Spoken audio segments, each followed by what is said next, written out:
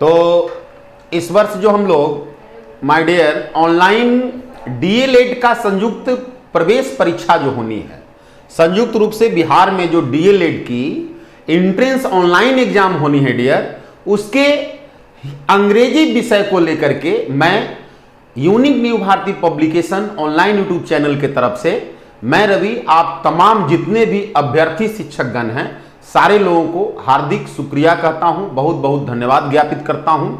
और आज हम लोग चर्चा करेंगे कि अंग्रेजी भाषा का जो प्रश्न होता है डीएलएड संयुक्त ऑनलाइन एंट्रेंस एग्जाम के लिए, प्रवेश परीक्षा के लिए, वो किस प्रकार का अंग्रेजी का प्रश्न होता है। तो सबसे पहले तो हम लोगों को स्पष्ट हो जाना चाहिए माय डियर कि अंग्रेजी का जो हम लोगों का प्रश्न होगा वो आपका 25 क्वेश्चन होंगे, 25 प्रश्न होंगे इंग्लिश का, जिसका वैल्यू 25 इंटू 3 मतलब 75 मार्क्स होगा। ये आप लोगों को विदित है, आप लोगों को जानकारी होनी चाहिए। कुल मिलाकर के 150 प्रश्न पूछे जाते हैं, हर एक प्रश्नों का 3 मार्क्स होता है। मतलब यदि प्रश्नों का मार्क्स देखें तो 450 मार्क्स का 450 अंक का प्रश्न पूछा जाता है। 150 प्रश्न गुना 3 बराबर 450 मार्क्स का आपको प्रश्न पूछा जाता है डियर। 1/3 आपका नेगेटिव भी होता है, ऐसा नहीं कि अंदाज से सारे प्रश्नों को टिक कर देना है, इसका भी ध्यान रखना है। तो जितने भी आपका प्रवेश परीक्षा के लिए युवा, जितने भी यंगस्टर्स तैयारी कर रहे हैं, आप सभी लोगों को बहुत बहुत शुभकामनाएं।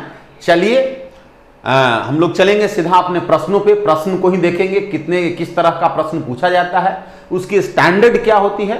लगभग आपका 9th 10th स्टैंडर्ड का इंग्लिश का प्रश्न पूछा जाता है, जो आपका कुछ लैंग्वेज से संबंधित प्रश्न होते हैं, ग्रामर से संबंधित प्रश्न होते हैं, पैसेज होते हैं, पैसेज गद्यांश जिसको हिंदी में बोलते हैं, एक कहानी को, गद्यांश को, पैराग्राफ को पढ़िए, उसी से रिलेटेड प्रश्न पूछे जाते हैं, जिसके लिए आपको कहीं कुछ दिमाग अप्लाई करना नहीं होता है। पैसेज को पढ़ करके, कंप्रीहेंशन को पढ़ करके हम लोग कंप्रीहेंड करते हैं और उसके आधार पे हम लोग जवाब देते हैं। तो देखिए आज का ये जो पैसेज है, देखिए अभी हम लोग मॉडल प्रैक्टिस सेट 1, आज जो हम लोग की शुरुआत हो रही है मॉडल प्रैक्टिस सेट 1, ये हम लोगों का यूनिक न्यू भारती पब्लिकेशन की जो मॉडल प्रैक्टिस सेट वाली जो पुस्तक है डीएलएड के लिए प्रैक्टिस वर्कबुक वाली जो पुस्तक है, उसी का मॉडल प्रैक्टिस सेट 1 का काम कर रहे हैं। तो आप लोग जो है ये डिस्कशन तो हम लोग यहाँ लेंगे ही, आप लोग घर पे ऑफलाइन या ऑनलाइन प्रैक्टिस बुक जो है मंगा लीजिए, घर पे इसका ज़्यादा से ज़्यादा आप लोग प्रैक्टिस कीजिए। उसमें सोल्यूशन भी आपका रिटर्न एक्सप्लेनेशन भी दिया हुआ है। उसके बाद जब हम लोग यहाँ सोल्यूशन डिस्कशन करेंगे तो और ज़्यादा समझ स्थापित होगी कंटेंट्स पे। तो आइए हम लोग चलते हैं सीधा सबसे पहले पैसेज को पढ़ते हैं डियर, और पैसेज को पढ़ने के बाद हम लोग काम करना शुरू करेंगे। पैसेज को जब पढ़ लेंगे तो इनका जवाब इसका हमें मिलना शुरू हो जाएगा। चलिए देखिए, देखते हैं। समथिंग इज वेरी रॉन्ग, कह रहा है कि कुछ न कुछ तो गलत है। सेज द डिटेक्टिव, डिटेक्टिव बोलता है। आई नो, मैं जानता हूं। सेज मिस गैरविस, इस बात को मिस गैरविस जो है बोली कि हाँ मैं ये तो जानता हूं कि कुछ न कुछ गड़बड़ी है। It is wrong that someone has stolen from me, यह बहुत गलत बात है कि कोई न कोई जो है से मेरे यहां से कुछ सामान को चुरा लिया है। The detective looks around Miss Garvis apartment, detective जो है, जो जासूस है, जो जासूसी कर रहा है, जो निरीक्षण करता है, जो निरीक्षण कर रहा है कि क्या चोरी हुई है, उसकी जांच पड़ताल कर रहा है। जांच करता जो है डिटेक्टिव उसको बोलते हैं, जो जांच करता है किसी मामले को। Looks around Miss Garvis apartment, सुश्री गैरविस जो है उनकी अपार्टमेंट, उनकी घर के चारों ओर क्या करता है, वो निरीक्षण करता है। That is not what I am talking about man, और डिटेक्टिव जो है बोलता है, मैडम मिस गैरविस, मैं जो देखना चाह रहा हूं, मैं जो खोजना चाह रहा हूं, मैं जिस एंगल से मैं जांच पड़ताल कर रहा हूं, वो चीज मुझे प्राप्त नहीं हो रही है। What is wrong is that I do not understand how the robber got in and out. What is wrong is that, आखिर क्या गलत हुई, क्या गलतफहमी हुई है, क्या चोरी हुई है, क्या गड़बड़ है। I do not understand, मैं इस चीज को समझ नहीं पा रहा हूं। How the robber got in and out, आखिर डकैत जो था, जो चोर था, वो अपार्टमेंट में, घर में प्रवेश कैसे किया, और प्रवेश यदि कर लिया तो फिर वो बाहर कैसे निकला। Miss Garvis and the detective stands in silence, Miss Garvis जो है और जो निरीक्षण करता है दोनों बिल्कुल शांत चित्त से खड़ा हो जाते हैं, ऐसा बोलते हुए खड़ा हो जाते हैं। Miss Garvis eyes are full of tears, Miss Garvis की आंख जो है आंसुओं से भरी पड़ी है। हर हैंड्स आर शेकिंग, उसकी हाथें थरथरा रही है। The robber did not come through the window says the detective, निरीक्षण करता जो है, जो देख रेख कर रहा है, जो जांच पड़ताल कर रहा है, वो बोलता है रॉबर जो है अवश्य ही विंडो से, खिड़की से तो नहीं आया है। These windows have not been opened और शट इन मंथ्स, चूंकि इस महीने में, जो महीना अभी ठंड की महीने चल रही है, यही कारण जो है से मिस गैरविस की हाथ क्या हो रही है, वो सिसक रही है, सॉबर कर रही है। इसीलिए हमारा डिटेक्टिव बोलता है कि windows have not been opened और शट इन मंथ्स, कह रहा है कि ये जो महीना है, इस महीने में खिड़कियों को खोली या बंद नहीं की जाती है, अर्थात खिड़की से तो नहीं ही आया होगा चोर, क्योंकि खिड़की खुली रहती ही नहीं है। इस ठंडे के मंथ में खिड़की लोग खोलते ही नहीं है। The detective looks at the fire place, detective जो है फायर प्लेस की ओर देखता है, अंगीठी की ओर देखता है, जहां पे घरों में ठंडे के मौसम में आग जलाए जाते हैं, उस फायर प्लेस की ओर देखता है। The robber did not squeeze down here, robber के वहां भी आने जाने की कहीं कोई चिन्ह नहीं है। The detective walks to the front door, detective वहां से आगे जो मेन गेट है वहां जाता है। ही एग्जामिन्स द लैच, वहां आगे पीछे आने जाने का कोई जो है से लैच, कोई चिन्ह, कोई गिरे पड़े हुए सामग्री को खोजने का, परखने का काम करता है। And since there are no marks और स्क्रैचेज, वहां किसी तरह का चिन्ह, किसी तरह का स्क्रैचेज नहीं है। The robber definitely did not try to break the lock, तब इसे पता चल जाता है मेन गेट पे किसी भी प्रकार का खरोच मरोच नहीं है। तो डिटेक्टिव कहता है कि रॉबर जो है निश्चित तौर पे ताला को तोड़ने की कोशिश नहीं किया है। I have no idea how he did it, says the bothered Miss Garvis, Miss Garvis जो है काफी बॉदर्ड है, काफी तनाव में है और बोली कि मुझे तो पता ही नहीं वो कैसे प्रवेश कर गया। इट्स अ बिग मिस्ट्री, यह एक बहुत बड़ी मिस्ट्री है। एंड यू से, और आप बोलते हैं द रॉबर स्टोल नथिंग, कि रॉबर कुछ चुराया ही नहीं है। Ills asked the detective, detective पूछा, बोला नो मनी, पैसा नहीं चुराया है। नो ज्वेलरी, कोई ज्वेलरी भी नहीं चुराया। नो क्रिस्टल, कोई भी क्रिस्टल नहीं चुराया। दैट्स डिटेक्टिव, डिटेक्टिव इस बात को बोलता है। He took only what was important to me, वह तो केवल वो चीज मेरा लेकर चला गया जो मेरे लिए बहुत महत्वपूर्ण था। Miss गैरविस says with a sigh, Miss Garvis जो है जम्हाई लेते हुए थोड़ा जो है रुक करके बोली, there is only one thing I can do now, अब तो मात्र कुछ एक, अब तो केवल एक ही चीज है जो मैं कर सकती हूं। एंड व्हाट इज दैट, और वो क्या है। The detective asked with surprise, detective जो है आश्चर्यपूर्ण तरीके से पूछता है मिस गैरविस से, आखिर कौन चीज है जो केवल आप वही कर सकते हैं, दूसरा काम नहीं करेंगे। I will stop baking cakes, तो मिस गैरविस बोल रही है कि मैं अब केक्स जो मैं पकाती हूं, केक्स जो मैं बनाती हूं, केक्स को बेक करना, पकाना मैं अब बंद कर दूंगी। मिस गैरविस सेज, मिस गैरविस यही बोलती है, they are mine to give away, जो मेरे थे वही चुरा लिए गए, मेरा जो केक्स पकाया हुआ था वही चुरा लिया गया। They are not for someone to steal, वो किसी के चुराने के लिए नहीं था, लेकिन वो चुरा लिया गया। You can't do that, I says the detective with alarm, detective जो है काफी जो है संतुष्टि के साथ बोला कि नहीं, आप ऐसा नहीं कर सकते। Who will bake those delicious cakes, यदि आप नहीं पकाएंगे तो इतने मीठे, इतने डिलीशियस, इतने सुस्वादु, इतने मनोरम, इतने अच्छे केक्स कौन पकाएगा। आई एम सॉरी, मैं आपसे माफी चाहता हूं, मैं दुखी हूं। आई डू नॉट नो, मुझे पता नहीं चल रहा है, मुझे कोई आइडिया नहीं मिल रहा है, मैं नहीं जानता हूं।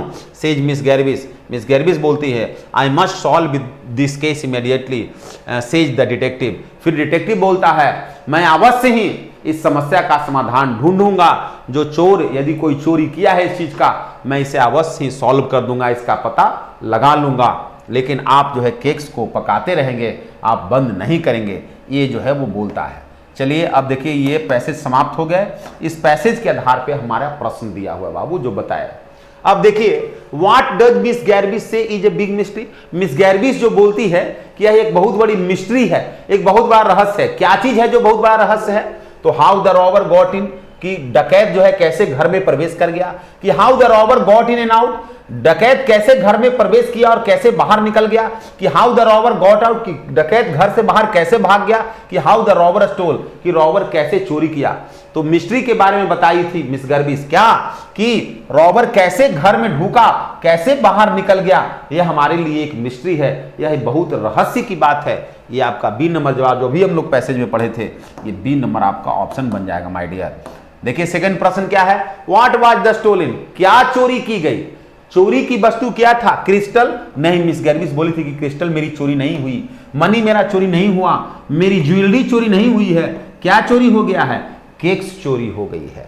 चलिए नेक्स्ट प्रश्न को देखते हैं डियर क्या कर रहा है, व्हाई डज द डिटेक्टिव से, डिटेक्टिव क्यों बोलता है I must solve this case immediately, मैं शीघ्र ही इस मामले को हल कर दूंगा, because Miss Garvis is scared, चूंकि मिस गर्विस जो है डरी हुई थी, डरने की कहीं चर्चा नहीं हुई है, because Miss Garvis is crying, चूंकि मिस गर्विस जो है शोर शराबा कर रही थी, चिल्ला रही थी, ऐसी भी चर्चा नहीं है, because Miss Garvis said she won't bake cakes again, चूंकि मिस गर्विस बोली कि वो अब कभी भी केक नहीं पकाएगी, और डिटेक्टिव जो है उससे केक पकवाना चाहता था, उसके केक पकाना बंद नहीं करना चाहता था, तो यही वो कारण है डिटेक्टिव बोलता है कि आप घबराएं नहीं, आप केक पकाएंगे, आपको केक पकाना चाहिए, मैं अवश्य ही इस मामला का हल ढूंढूंगा, आपको घबराने की बात नहीं है।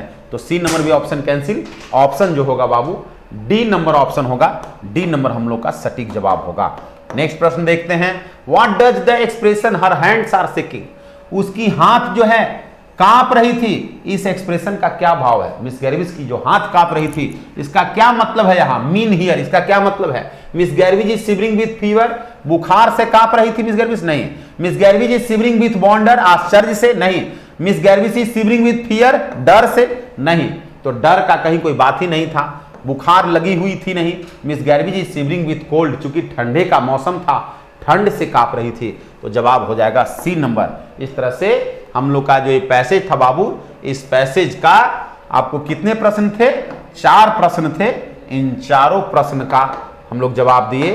5वां प्रश्न है, व्हाई डज द डिटेक्टिव से, डिटेक्टिव क्यों बोलता है दैट कि the robber did not come through the front door, कि डकैत जो है मुख्य दरवाजे से नहीं आया है, इस बात को कैसे बोला, the latch was not open, चूंकि लैच खुली हुई नहीं थी, नहीं, देयर वाज नो लॉक, कोई ताला नहीं था, ताला नहीं होता तो बोल ही देता कि इसी के माध्यम से चला आया है, देयर वाज नो डोरवेल, कोई डोरवेल नहीं था, इसकी चर्चा नहीं है, देयर वेयर नो स्क्रैचेज, कहीं कोई चिन्ह नहीं था, ताला पे किसी सामान से, किसी सामग्री से मारने पीटने या ताला को तोड़ने का भी कोई स्क्रैच नहीं था, इसलिए वो समझ गया कि ताला को तोड़ने का या इस मेन गेट की तरफ से तोड़ने फोड़ने का कोई काम नहीं हुआ है, अर्थात मेन गेट से चोर नहीं आया है, यह बात बोला गया था कि there were no scratches detective के द्वारा, अर्थात जवाब हमारा क्या होगा बाबू, डी नंबर होगा।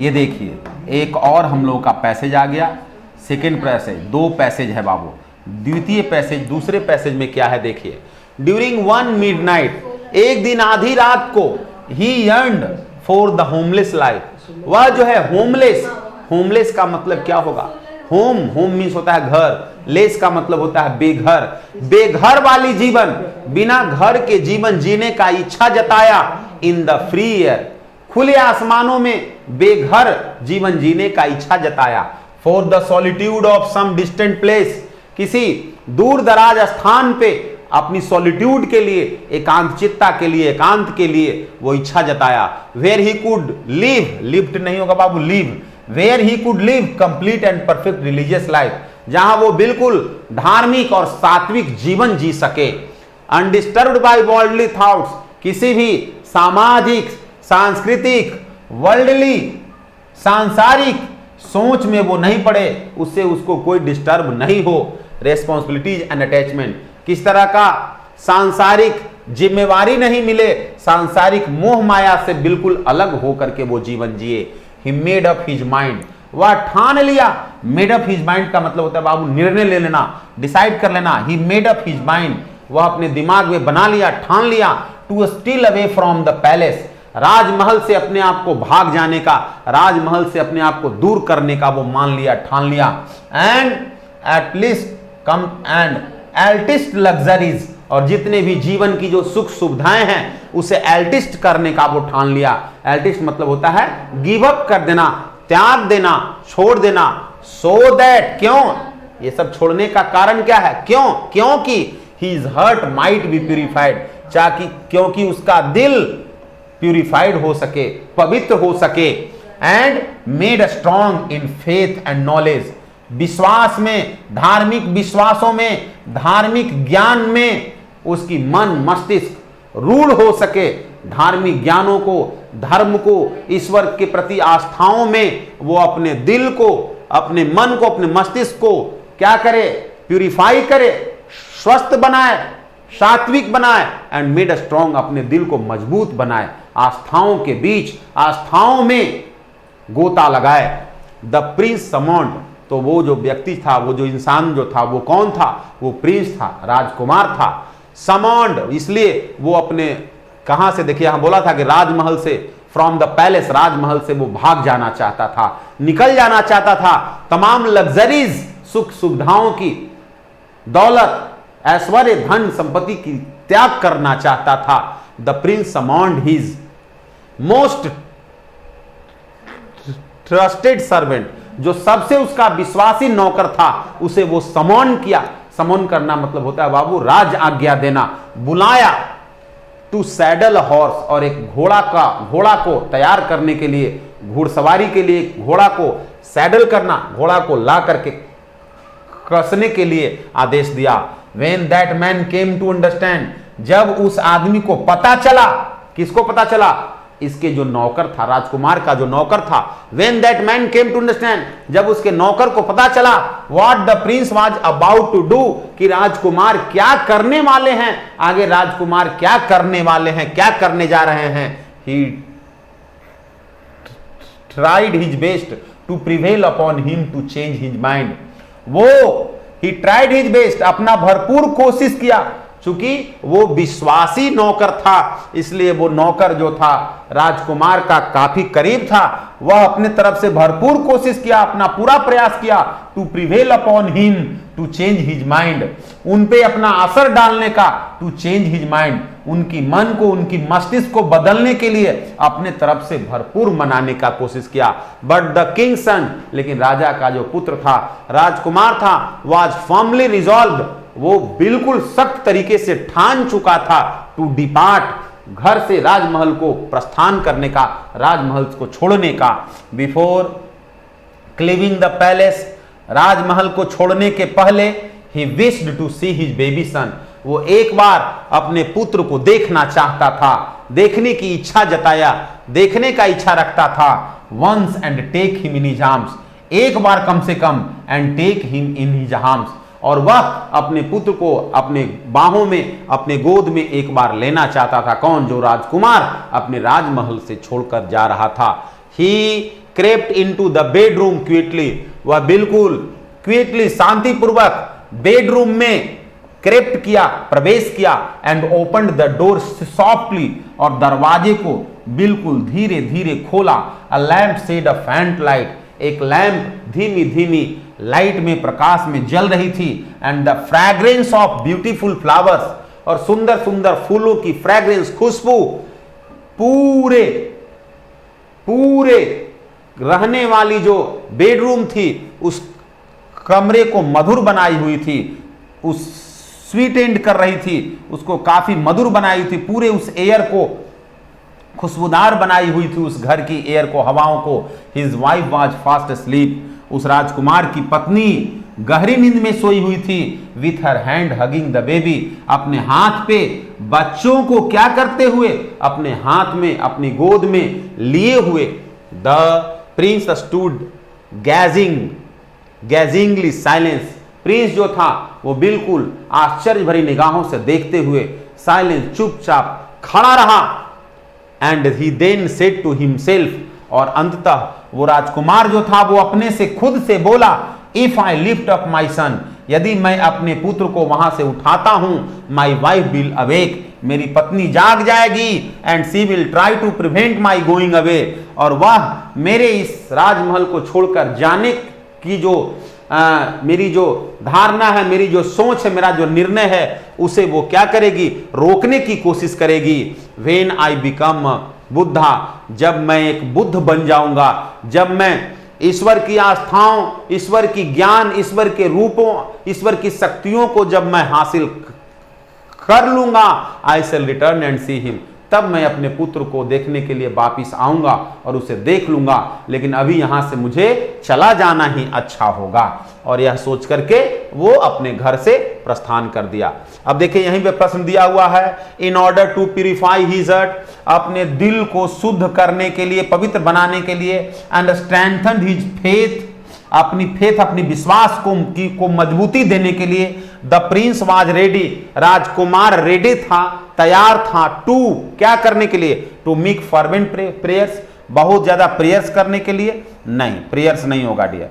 डिजर्ट हिज फैमिली, अपने परिवार को त्यागने के लिए, रिनाउंस हिज लग्जरीज, अपनी तमाम सुख सुविधाओं को छोड़ने के लिए, बिल्कुल अपनी राजमहल, अपनी राज का जितने भी जो लग्जरीज था, एल्टिस्ट लग्जरी, तमाम लग्जरीज को छोड़ने के लिए तैयार था।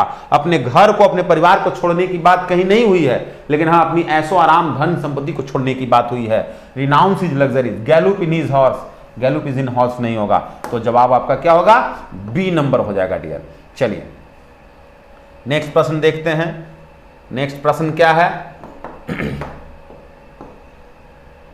नेक्स्ट प्रश्न देखिए, choose the appropriate predicate to form a correct statement. देखिए अब यहां पे लिखा हुआ है द सर्वेंट, सर्वेंट क्या चाहता था, नौकर क्या चाहता था, servant could not guess the secret plan of the prince, नौकर जो था राजकुमार के रहस्यमयी योजना को गेस नहीं कर सका, अनुमान नहीं लगा सका, नहीं सर्वेंट तो जान गया था बाबू, अतः ये नहीं होगा। र्यूडली डिसोबेड प्रिंसेस इंस्ट्रक्शन, राजकुमार के इंस्ट्रक्शन को वो र्यूडली तरीके से नहीं माना, नहीं वो माना। Try to change the prince's mind only in vain, prince के, राजकुमार के दिल पे, दिमाग पे असर डालना चाहता था, कोशिश किया बदलने का, लेकिन वो बेकार गया।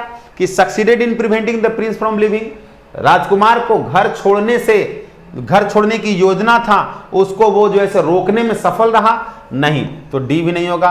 वो प्रयास किया लेकिन वो असफल रहा, असफल प्रयास किया। Try to change the prince mind only in vain, बेकार में, केवल बेकार में, असफल तरीके से कोशिश किया। जवाब हो जाएगा सी number.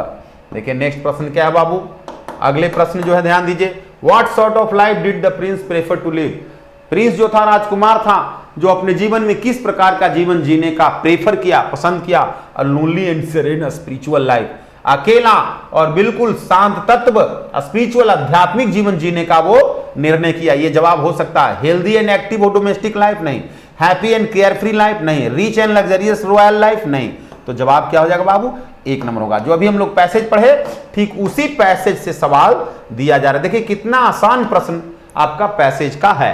सैटिट्यूड made up his mind, देखो यहां एक वर्ड हम लोग पढ़े थे बाबू, मेड अप हिज माइंड, जिसका बताए थे आपको निर्णय करना, ठान लेना, निर्णय ले लेना विथ अ सिंगल वर्ड। इसका एक सिंगल वर्ड क्या होगा, मेड अप हिज माइंड का प्रपोज करना नहीं, अरेंज करना नहीं, प्लान बनाना नहीं, डिसाइड निर्णय कर लेना, ठान लेना, तो decided. Made up his mind का मतलब होता है ठान लेना, डिसाइड कर लेना, निर्णय ले लेना। चलिए नेक्स्ट एक प्रश्न है, the prince sought the help of his servant, prince जो है अपने नौकर से हेल्प चाहता था, सहायता चाहता था, किस चीज में, टू सी हिज बेबी, अपने बेबी को देखने में नहीं, चेंज हिज माइंड, अपने माइंड को बदलने में नहीं, पैक हिज थिंग्स, सामान पैक करने में नहीं, सैडल हिज हॉर्स, घोड़े को तैयार करने में, यस घुड़सवारी के लिए, चूंकि घोड़ा से वो निकलना चाहता था अपने रॉयल रेसिडेंस से, तो सैडल हिज, अपने हॉर्स को सैडल करने के लिए ही अपने नौकर को बोला था, यही उसका इंस्ट्रक्शन था। जवाब क्या होगा बाबू, डी नंबर होगा। चलिए देखिए नेक्स्ट प्रश्न है आपका, rearrange the part of the sentence in correct order. अब देखिए ये एक जो है से 4 छोटा छोटा पार्ट है सेंटेंस का, इसको सही ऑर्डर में रीअरेंज करके, सही ऑर्डर में रख करके एक पैराग्राफ छोटा सा बन जाएगा। देखिए कह रहा है कि ये फिक्स है, ये वाला जो हमारा फिक्स्ड लाइन है, ये लाइन फिक्स है। द ट्रूथ अबाउट दीज, सच्चाई जो है इन चीजों के बारे में, the truth about these dysfunctional down scale communities, कह रहा है कि डिसफंक्शनल डाउन स्केल कम्युनिटीज, इन गिरे हुए निम्न स्तर के कम्युनिटीज के बारे में जो सच्चाई है, इज दैट, वह यह है कि दे डिजर्व टू डाई, वे लोग अब मरने वाले हैं, वे लोग अब अंतिम स्थिति में है। कौन, तो डिसफंक्शनल डाउन स्केल कम्युनिटीज, निम्न स्तर के कम्युनिटीज के लोग। इसी कम्युनिटीज के लिए देश शब्द का प्रयोग हुआ है। तो पहला नंबर पे आर होगा, देन पी होगा, क्यू होगा, तो R P Q, P Q R नहीं होगा, क्यू पी आर नहीं होगा, आर पी क्यू, ये सी नंबर हमारा जवाब होगा। इस तरह से एक पैराग्राफ बन गया। जवाब आपका क्या हुआ? सी नंबर। आशा करते हैं जितने भी विद्यार्थी हैं सारे लोगों को, हमारे तमाम युवाओं को समझ में आ रही होगी। वीडियोस काफी आप लोगों के लिए लाभदायक होगा। यदि वीडियो से आप लोगों को कुछ सीखने समझने को मिल रही है तो मैं आप लोगों से यही निवेदन करना चाहूंगा, वीडियोस को लाइक करना ना भूलें, कमेंट्स जरूर आप लोग कमेंट्स बॉक्स में करें और अपने दोस्तों तक वीडियोस को शेयर करें ज़्यादा से ज़्यादा, ताकि उन लोगों का भी स्नेह मोहब्बत हम तमाम टीम को मिल सके।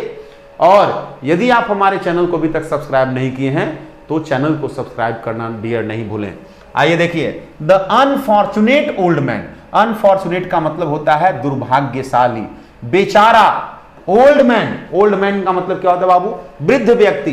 वाज नॉक्ड, गिरा दिया गया, the rash driver, rash driver के द्वारा, एक खराब चालक के द्वारा जो काफी रैश गाड़ी चला रहा था, काफी भगा करके तीव्र गति से गाड़ी चला रहा था, उसके द्वारा एक वृद्ध व्यक्ति को गिरा दिया गया। तो unfortunate old man was knocked by the rash driver, knocked by the rash driver होगा बाबू। नॉक्ड अवे बाय यह नहीं होगा, नॉक्ड बाय अवे क्या कोई जरूरत नहीं है। नॉक का मतलब होता है धक्का देकर गिरा देना। Knocked by the rash driver, धक्का मार दिया गया, नॉक कर दिया गया। अब देखिए, करा my dear something widely feared as a possible dangerous occurrence. देखिए, पॉसिबल मतलब संभवतः, डेंजरस मीन्स खतरनाक, अकरेंस मीन्स कोई घटना। संभवतः कोई खतरनाक घटनाओं के बारे में सोच करके फियर्ड हो जाना, डर जाना, इसके लिए एक वर्ड क्या होगा? स्पेक्चर। स्पेक्चर का मतलब क्या होता है? गलत चीज का अनुमान होना, गलत चीज का अनुमान होना। ठीक है, कोई बहुत बड़ी गलत घटना का अनुमान होना, स्पेक्चर, यही आपका जवाब होगा।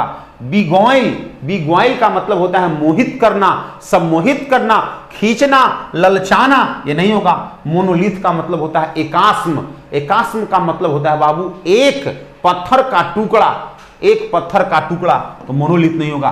कैनी, कैनी का मतलब होता है धूर्त, चालाक, चतुर, इसी के लिए एक वर्ड होता है CUNNING, cunning.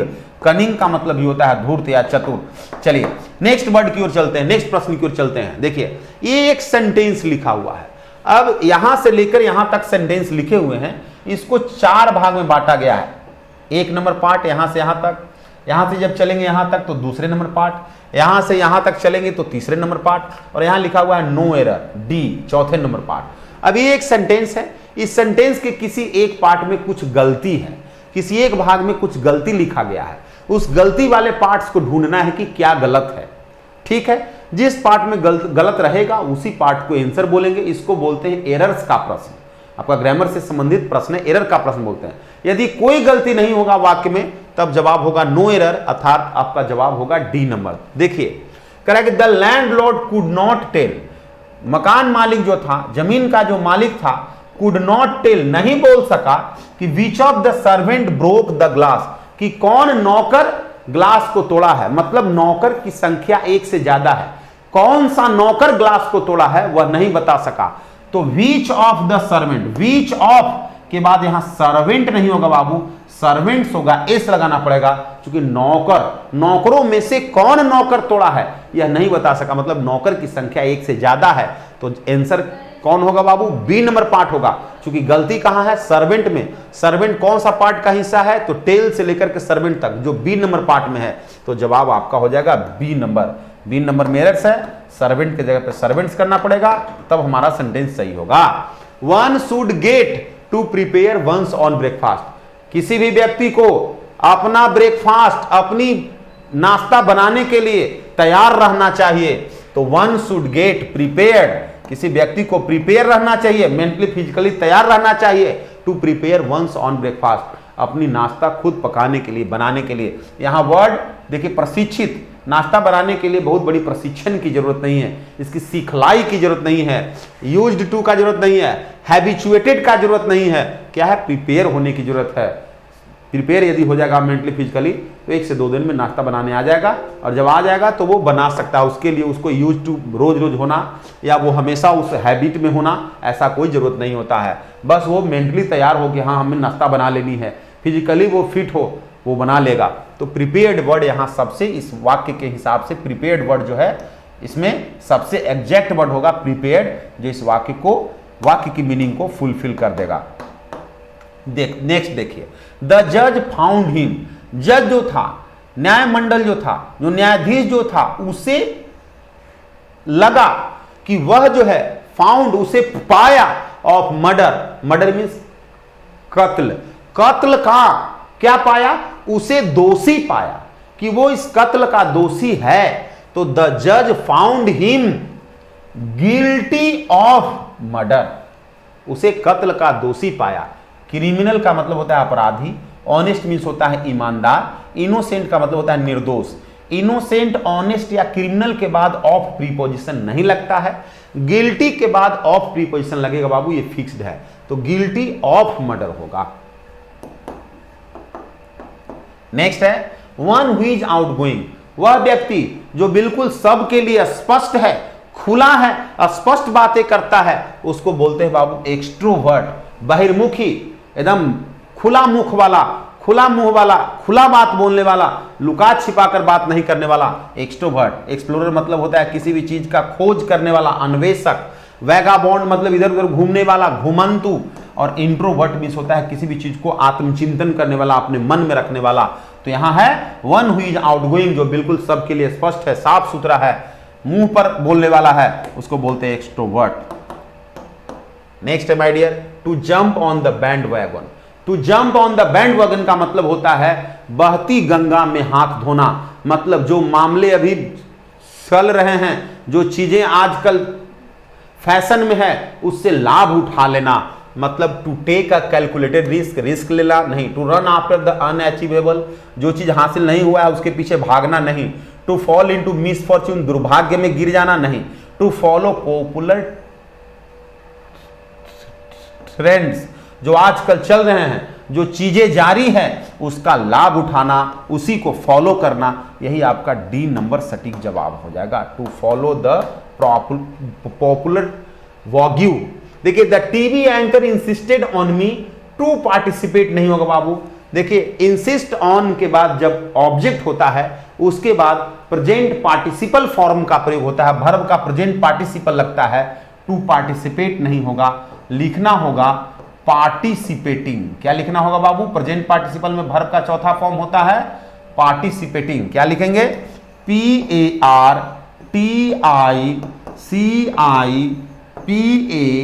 PARTICIPATING।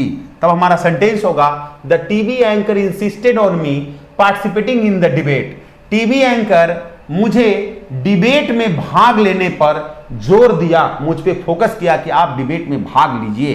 Participating word होगा, जवाब आपका बी नंबर में होगा। यही एरर्स है, सुधार करना होगा। टू पार्टिसिपेट के जगह पे पार्टिसिपेटिंग लिखना होगा डियर। चलिए नेक्स्ट प्रश्न की ओर चलते हैं। नेक्स्ट प्रश्न क्या है? Select the correctly spelled word. जो वर्ड सही स्पेलिंग लिखा हुआ है, सही स्पेलिंग वाले वर्ड को ढूंढना है। तो देखिए बाबू, होता है रिसिप्ट। रिसिप्ट का मतलब होता है रसीद, जैसे फी का रसीद हो सकता है, चंदा की रसीद हो सकती है, किसी भी चीज की जो छोटी रसीद मिलती है, ठीक है, उसको बोलते हैं रिसिप्ट अंग्रेजी में।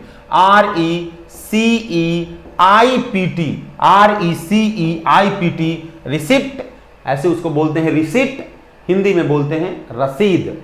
तो जवाब हो जाएगा बाबू सी नंबर, सही स्पेलिंग है। बाकी सारे जगहों पे स्पेलिंग गलत लिखा हुआ है, जवाब आपका सी हो जाएगा dear. Let's go out now.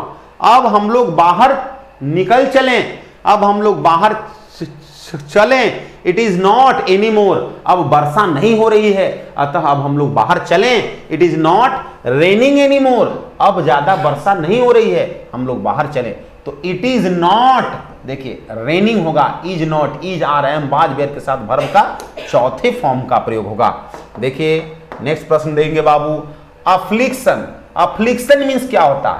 Affliction means होता है डियर कष्ट, तकलीफ, मुसीबत, संकट। अब इसका हमें एंटोनिम चाहिए। एंटोनिम का मतलब होता है बाबू उल्टा वर्ड, विपरीतार्थक शब्द, तो मुसीबत, कष्ट, तकलीफ का उल्टा क्या होगा? अगोनी। अगोनी का मतलब भी होता है कष्ट, मुसीबत, ये समानार्थक हो जाएगा, इसलिए नहीं होगा। डिस्कम्फोर्ट, डिस्कम्फोर्ट मतलब भी होता है तकलीफ, दुख, दर्द, यह भी नहीं होगा। एंग्विश, एंग्विश का मतलब भी होता है तकलीफ, दुख, दर्द, अतः ये तीनों वर्ड हमारा इसका सिनोनिम्स होगा। हमें बोर्ड सिनोनिम्स नहीं पूछ रहा है, हमसे पूछ रहा है एंटोनिम। अपोजिट वर्ड, तो अपोजिट वर्ड हो जाएगा प्लीजर, सुख, समृद्धि।